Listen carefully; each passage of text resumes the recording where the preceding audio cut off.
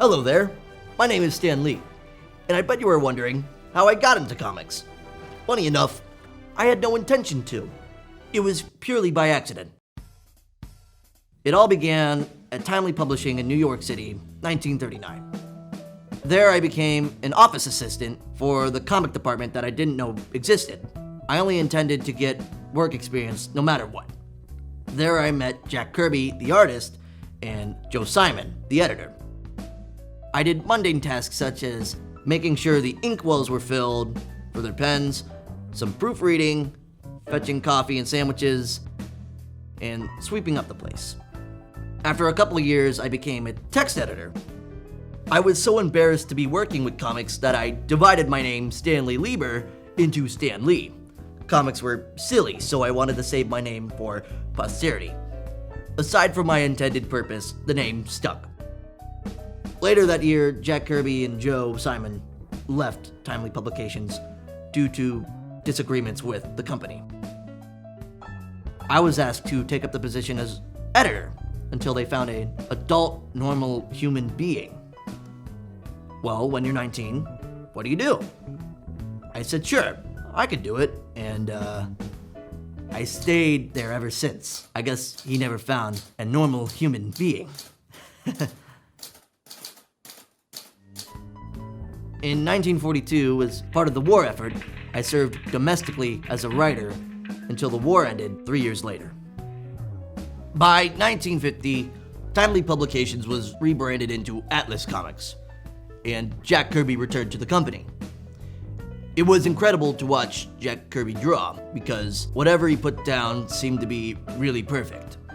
What I would do is, I would have an idea for a story, and I would tell Jack what I wanted the plot to be. I would write the dialogue after seeing the drawings, which had not been done before in the comic industry. This allowed the drawings to go together with the dialogue perfectly. After the war, comics were not very successful, and after 10 years of working with the demands of Atlas, I wanted to quit. Before I did, however, I was asked by my publisher to create a comic to compete with the Justice League of DC Comics. In that year of 1961, Jack Kirby and I responded with the Fantastic Four under the new company name Marvel Comics. And that was our first big success. We had never gotten fan mail before, but we started getting fan mail. A lot of fan mail. Jack Kirby and I continued to create a series of new characters in the coming years, like Hulk, Thor, and Spiderman. One day I was sitting and I saw a fly crawling on the wall, and I said, wow, suppose a person had the power to stick to a wall like an insect. I tried many other names like Insect Man, Fly Man, Mosquito Man. I really wanted to go with Spider-Man. I brought this up with my publisher and he said, are you serious? That is the most horrible idea we've ever heard. People hate spiders. We can't call a hero Spider-Man.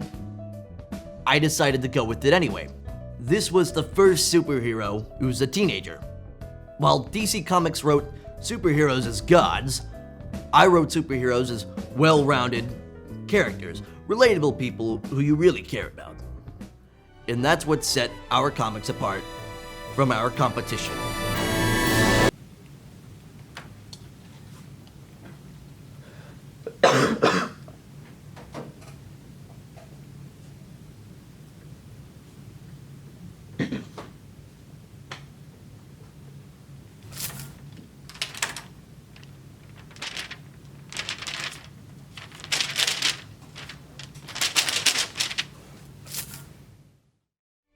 And that is the story of how I got into comics. Oh, wait, hang on. Hello? Another cameo? Sure, I'll be right over. Thank you, bye-bye. Oh, now where were we? Oh yeah, and that is the story of how I got into comics. Thank you so much for listening, and to all my fans out there, Excelsior!